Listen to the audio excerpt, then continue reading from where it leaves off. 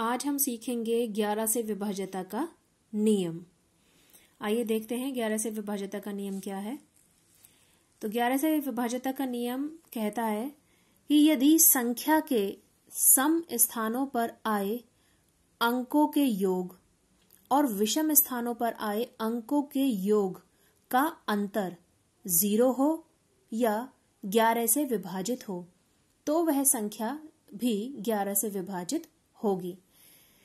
तो इसका मतलब यह है कि यदि हमें कोई संख्या दी हुई है तो उस संख्या के जो सम स्थान हैं उन पर जो अंक हैं उनका योग करेंगे और जो विषम स्थानों पर अंक हैं उनका योग करेंगे और योग करने के बाद उनका यदि हम अंतर करते हैं, अंतर मतलब उनको घटाते हैं, तो घटाकर यदि 0 आता है तो वह संख्या 11 से विभाजित होगी और 0 के अलावा कोई और वैल्यू आती है तो उसमें हमें 11 से भाग लगाकर पता करना है कि वो विभाजित है या नहीं है। तो अगर वो विभाजित होती है तो वह संख्या 11 से विभाजित होगी और यदि वह 11 से विभाजित नहीं होता है, अंतर घटाने का मान, तो वह संख्या 11 से विभाजित नहीं होती है। तो एक उदाहरण के माध्यम से देखते हैं किस प्रकार हल करते हैं। तो यहां पर हमारी संख्या है 2442। तो इसमें हम सबसे पहले जो संख्या है उसके अंकों के साथ अंकों का स्थान लिख लेते हैं कि ये पहले नंबर पर है, ये दूसरे नंबर पर है, तीसरे नंबर पर है, ये चौथे नंबर पर है। इस प्रकार से जैसे कि यहां मैंने सबसे पहले क्या किया है, संख्या के अंकों के नीचे उनका स्थान लिख दिया है कि ये फर्स्ट नंबर पर है, ये सेकंड नंबर पर है, ये थर्ड नंबर पर है, ये फोर्थ नंबर पर है। ऐसे अगर और बड़ी संख्या है तो ऐसे 5th 6th 7th 8 ये उसमें कितने अंक हैं उन अंकों की वैल्यू लिख दी कि ये पहला अंक है, ये दूसरा अंक है, ये तीसरा अंक है, ये चौथा अंक है, 5 6 7 8 एंड सो ऑन। तो अब हम जानते हैं कि जो सम वैल्यू होती है वो होती है 2 4 6 8 10 12 14 16 18 20 एंड सो ऑन। और जो विषम होती है वो होता है 1 3 5 7 9 11 13 इस तरीके से।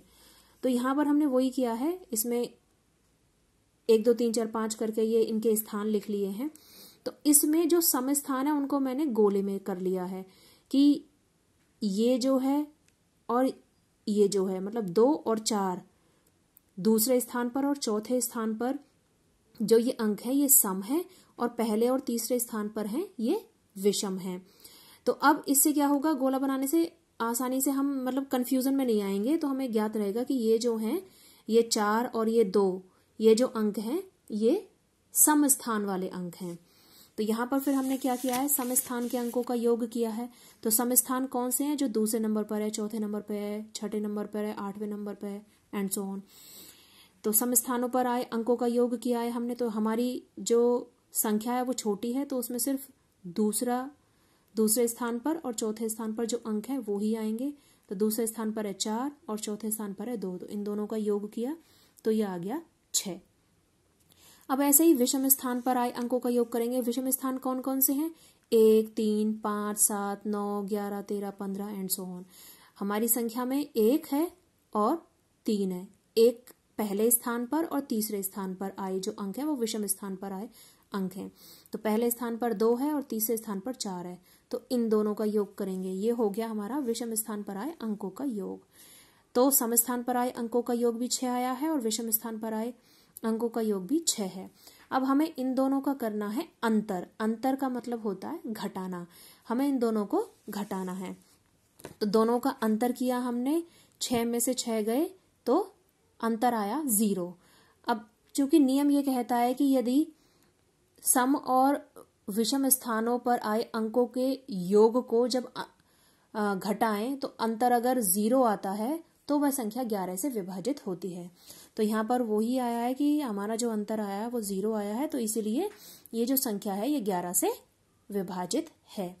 वीडियो को पॉज करके नियम को और उदाहरण को आप नोट कर सकते हैं। आइए एक और उदाहरण से देखते हैं। अब हमारी संख्या है 7 8 9 6 2। तो ये जो संख्या है इसमें भी हम सबसे पहले इसके अंकों का स्थान लिखेंगे कि ये पहले, दूसरे, तीसरे, चौथे, पांचवें, छठे नंबर पर कौन कौन से अंक हैं। तो हमने यहाँ लिख लिया है कि ये पहले नंबर पर, ये दूसरे, ये तीसरे, ये चौथे, ये और ये पांचवें। और जो सम स्थानों पर अंक हैं उनको सर्कल के अंदर कर लिया है कि ये दूसरा और ये चौथा ये सम है, तो इनको हमने सर्कल में लिख लिया है जिससे कि अलग से ही पहचाना जा सके कि ये सम स्थान वाले हैं। तो अब हम सिंपली वही काम करेंगे। सबसे पहले सम स्थानों पर आए अंकों का योग करेंगे। तो सम स्थान है हमारे दूसरा और चौथा। दूसरे स्थान पर 8 है, चौथे स्थान पर 6 है, तो 8 का और 6 का योग करेंगे तो ये आ गया 14। इसके बाद हम विषम स्थान पर आए जो अंक हैं उनका योग करेंगे। विषम स्थान कौन कौन से हैं? पहला है, तीसरा है और पांचवा है। तो पहले स्थान पर 7 है, तीसरे स्थान पर 9 है और पांचवें स्थान पर है 2। तो 7 का, 9 का और 2 का हम योग करेंगे। ये है विषम स्थान पर आए अंक और इनका योग करेंगे तो ये आया है 18। अब हमारा काम है कि सम स्थान पर आए अंक का योग और विषम स्थान पर आए अंक के योग का अब हमें करना है अंतर। तो यहाँ 18 बड़ा है, 14 छोटा है, तो 18 में से हम 14 को घटाएंगे। तो दोनों का अंतर किया, 18 में से 14 घटाया तो 4 आ गया। अब इस 4 में हम लगाएंगे 11 से भाग। तो 4 में 11 से भाग नहीं लगाया जा सकता, उसके लिए संख्या की आवश्यकता है और भाग पूरा पूरा नहीं जाएगा। इसीलिए ये जो है अंतर ये 11 से विभाजित नहीं है। अब चूंकि ये जो अंतर की वैल्यू निकल कर आई है ये 11 से विभाजित नहीं है, इसीलिए ये जो संख्या है 78,962 ये संख्या 11 से विभाजित नहीं है।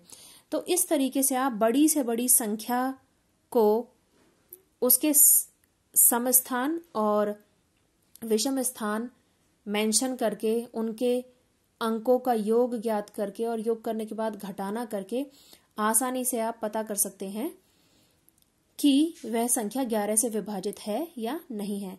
बस हमें एक चीज का ध्यान रखना है कि यदि अंतर मतलब घटाना करके दोनों जो योग हैं उनका जब हम घटाना करते हैं, अंतर करते हैं, अगर वो 0 आता है तो हमें सीधे के सीधे पता चल जाता है कि वह संख्या 11 से विभाजित है। इसके अलावा 0 के अलावा अगर कोई भी मान निकल कर आता है, कोई वैल्यू निकल कर आती है तो उसमें हमें 11 से भाग लगाकर पता करना होता है। यदि 11 से भाग, जैसे इसमें हमने देखा है, तो यहाँ 11 से भाग जा ही नहीं रहा था और भाग अगर ना जाने की 0 लगा के, दशमलव लगा के करेंगे भी तो वो पूरा नहीं जाएगा।